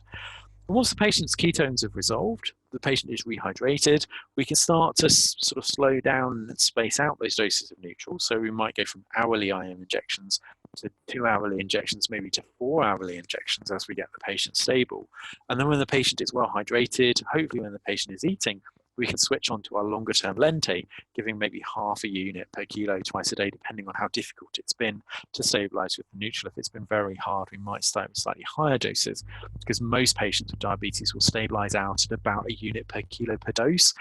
So usually we'll expect half a unit per kilo to be the sort of lower end of what we would need to give those patients. So that's what we're doing with the insulin, really trying to control the ketosis and giving glucose, which is a bit sort of counterintuitive, to make sure that we can continue to give the insulin to push the ketone levels down. Now, the electrolyte abnormalities are where this becomes difficult, and this can really become quite tricky to manage, because the osmotic diuresis that has occurred in the course of the development of the diabetes will cause a depletion in lots of the electrolytes that are present in the body, and potassium levels are likely to be very, very low, even if the serum levels are normal. So during treatment, we give further fluids, so that's going to have a further dilutional effect. We'll correct the acidosis, which will cause further hydrogen potassium ion shifts. And then we give insulin therapy, which mediates further cellular uptake of potassium. So potassium's often low to start with, and then we start giving insulin, and it really crashes, and we need to give a lot of potassium supplementation to make sure that doesn't cause a problem. And it's not uncommon to measure the potassium very, very frequently. So every couple of hours to every 4 hours to start off with, depending on the degree of hypokalemia, to make sure that potassium doesn't fall too far. Now, it's relatively straightforward to supplement potassium, as we've talked about before, in terms of adding potassium chloride to fluids. The tables allow us to calculate the amount of potassium chloride that could be added. We do have to be a bit careful not to go above that 0.5 millimole per hour dose to cause thrombophlebitis, but it actually has to be quite a profound hypokalemia for that to happen. And additional potassium is often makes a big difference to how the patient is at that point. Similarly, we can see that phosphate can be very low as a result of diuresis, and dogs are relatively resistant to hypophosphatemia. Cats are not. Mainly it causes hemolysis of the red cells due to the fact that cat red cells are a bit more, well, they have higher osmotic fragility compared with dogs. So phosphate drops, red cells in cats often will lyse quite rapidly, and we see that with refeeding syndrome, where animals haven't been fed for several days, and then suddenly we give them a big meal. That induces a lot of insulin to be released, and that insulin causes the phosphate to move. So there's a big transcellular shift of the phosphate into the cells, reduces serum levels, and we see red cells lyse as a result of that, which can be very dramatic. So acute onset anemia in patients that have been otherwise stable after you fed them in a period of anorexia can be a problem. So we generally try to sort of feed gradually in those instances, which is one of the reasons behind the third, 2/3 full RER kind of steps that we take over several days. But potassium phosphate is a very good way of supplementing phosphate, and can be given in the same way as potassium chloride. I'm giving that to our patients, and that can stabilize phosphate levels very well, and excessive amounts of phosphate are easily excreted through the kidneys. And lastly, magnesium is the last of the electrolytes that people talk about in diabetic ketoacidosis, because it's often lost from the body as a result of the dramatic diuresis that's present. Magnesium is one of those things that is really hard to know what it does in the body, and we don't have a good idea of what hypomagnesemia looks like. I can't sort of say this patient with hypomagnesemia will have these signs, generally sort of weakness, just not being quite right. But patients that have really marked hypokalemia that don't respond to supplementation with potassium often are hypomagnesiemic and don't improve their potassium levels until you give them magnesium supplementation. So we do often monitor magnesium very carefully, or if we're not sure whether the patient is hypomagnesemic, or if there's not been a good response to potassium supplementation, supplementing with a low level of magnesium is quite safe, because excessive amounts are supplemented by the excreted by the kidneys, so it's not going to accumulate and cause clinical signs. And lastly, when we're thinking about problems, if we're thinking about the acidosis, we rarely need to try and treat it, in that by giving fluid therapy, restoring the volume, allowing the kidneys to do their job effectively, and it's secreting excessive amounts of hydrogen ions, will allow the pH to stabilize quite effectively. So we only tend to give bicarbonate if we've got a really dramatically low pH. And I've written 7.1 here, but to be honest, that's probably going to be nearer to 7 or under 7 before I would reach for bicarbonate in this sort of instance, because we would usually quite aggressively give fluids, and if there isn't an improvement with fluids, then we'd probably reach for bicarbonate at that point, depending on what the patient looked like and all of the global picture. where we were with electrolytes, because we made that worse by giving bicarbonate, because the pH that's dropping below 7.1, below 7, is going to cause permanent damage to proteins, and therefore we want to try and address that as quickly as possible. But giving bicarbonate can cause problems, and it's those problems that we need to be really aware of in that regard. So we tend to give it very slowly. So we calculate the amount that we need to give bicarbonate from the pH deficit that's present back to a normal pH, and we give a third of it really slowly. So we're really kind of wussy and cautious with how we improve it, or we just give really small doses to a 0.5 to 1 milliequivalent per kilo IV, again really slowly, so over 10 to 20 minutes, and then reassess. And once the blood pH gets back to a sort of safer level, not a normal level, so 7.2, we would stop giving bicarbonate and not give any more at that point, because we don't want to make the patient alkalotic, because that would potentially cause a problem. What problems can we see with bicarbonate? Well, over-aggressive treatment causing a metabolic alkalosis will be harder for the body to compensate. It's relatively easy for the kidneys to excrete hydrogen ions and get rid of them from the body, but it's quite hard for the body to excrete bicarbonate ions. So if we give more bicarbonate than we should do, creating metabolic alkalosis will be difficult for the body to deal with. We can also cause problems with volume overload by giving sodium bicarbonate. Increasing the amount of sodium will increase the volume, and that can cause issues in patients with cardiac congestive heart failure, for example. And we may precipitate further hypokalemia as a result of changing the acid-base change. So we just need to be cautious with that. The most sort of dramatic change that we see is this paradoxical acidosis. So this is the Henderson-Hasselbalch equation, which is where we have bicarbonate ions and hydrogen ions, which together form bicarbonate, and that bicarbonate dissociates into water and carbon dioxide. And if we give the bicarbonate slowly, we'll see that the change here is in the Henderson-Hasselbalch equation, and we see that the bicarbonate can be produced, and that's obviously ventilated out of the body. But if we give the bicarbonate very rapidly, the carbon dioxide can cross the blood-brain barrier, and it's the only portion of the Henderson-Hasselbalch equation components that can cross the blood-brain barrier.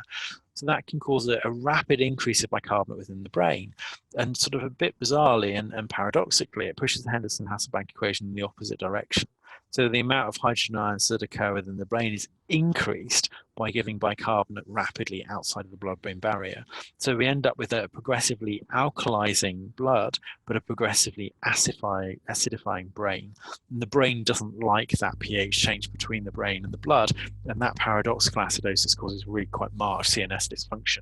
So we're very cautious of that. So this is why we give very small doses of bicarbonate, and why we give that bicarbonate very slowly, because we need the carbon dioxide to be blown off and ventilated out of the body, rather than to accumulate or to cross the blood-brain barrier and for us to have problems as a result of that. There's always a huge debate as to whether antibiotics should be given in DKA cases, and generally they are warranted, most of the time because of the hypoglycemia causing an immune compromised state. High glucose levels causes glycosylation of antibodies, inhibits neutrophil burst, and really has this sort of pro-inflammatory effect, so it can cause problems. And we're often doing lots of interventions with them, placing catheters, taking lots of blood samples. So generally we give IV antibiotics for maybe 3 to 5 days, depending on the situation.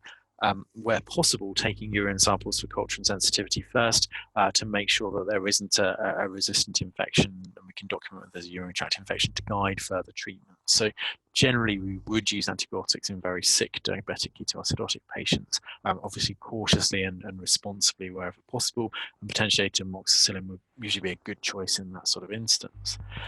And then we would think very carefully about concurrent conditions, because we know that a good proportion of DKA patients have things that precipitate problems, so cause insulin resistance, so antagonism of the insulin. So about 15% have hypergenocorticism and about 40% have pancreatitis. And it's these pancreatitis ones that are really tricky to manage, in the sense that pancreatitis at the best of times can be really difficult, but if that pancreatitis is causing inflammation, causing your insulin not to work effectively, then that can be really hard in terms of management.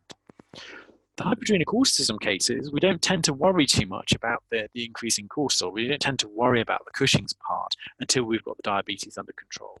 All the Cushing's means is that the cortisol is going to antagonize your insulin, so you perhaps need to use a slightly higher dose of insulin to control the diabetes, but making a diagnosis of Cushing's, so essentially looking at stress hormone responses in an animal that's very sick, is really tricky.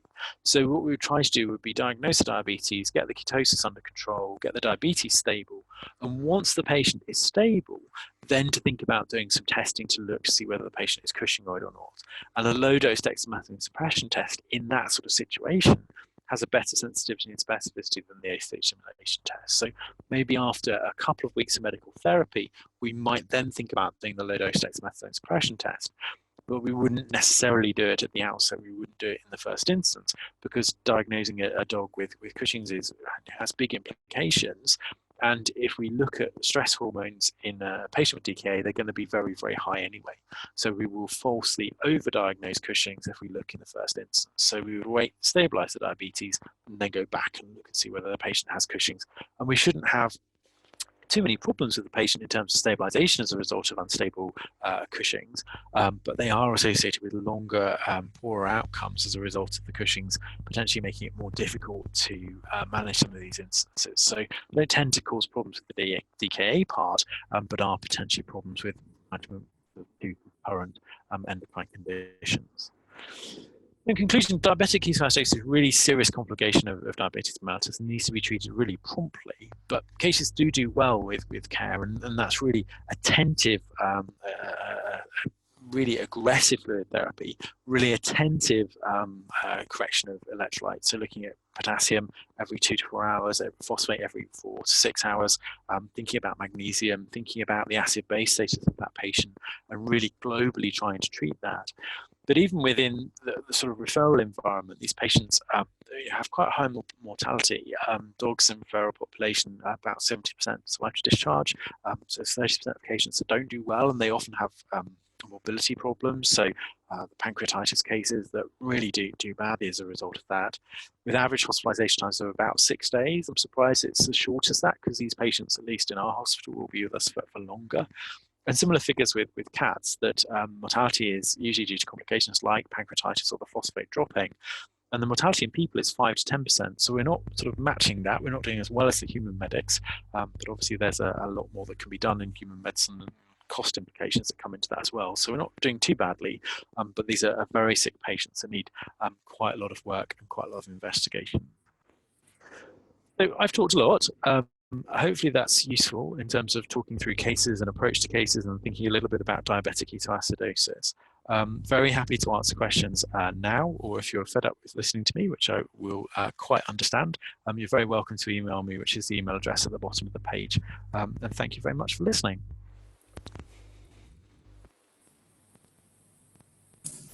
Thank you, Simon, for this great module today.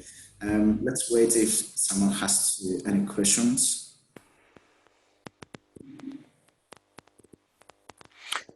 So according to this, the glucose curve is not needed to be done. So I guess it depends why you're doing a glucose curve. The glucose curve we would look at to try and make sure that we're seeing that the patient isn't becoming hypoglycemic to start off with. So we can supplement the glucose to try and overcome the ketosis. And then as we're moving to try and reduce the ketosis and get better control of the glucose, we would probably monitor a little less frequently. So we perhaps monitor the glucose every 4 hours or so in that regard to make sure it's not hypoglycemic, depending on what the level was. So no, we're not looking at a glucose curve to look at insulin having an effect on the glucose level and getting control of the diabetes until we're starting to change onto Lente. And as we're changing onto Lente, then yes, we might do a rough glucose curve at that point to see what the action of the Lente is, whether an nadir is, whether that control looks reasonable. But we know that the move to Lente takes 3 to 5 days to have its full action after we've given it. So in that regard, a glucose curve on day 1 of that treatment is really just making sure that we don't see profound hypoglycemia in response to the insulin. And then we maybe do a glucose curve again after 7 days or so, just to see what the full effect of the glucose is once the insulin is, once we've had a chance for it to stabilize a little bit.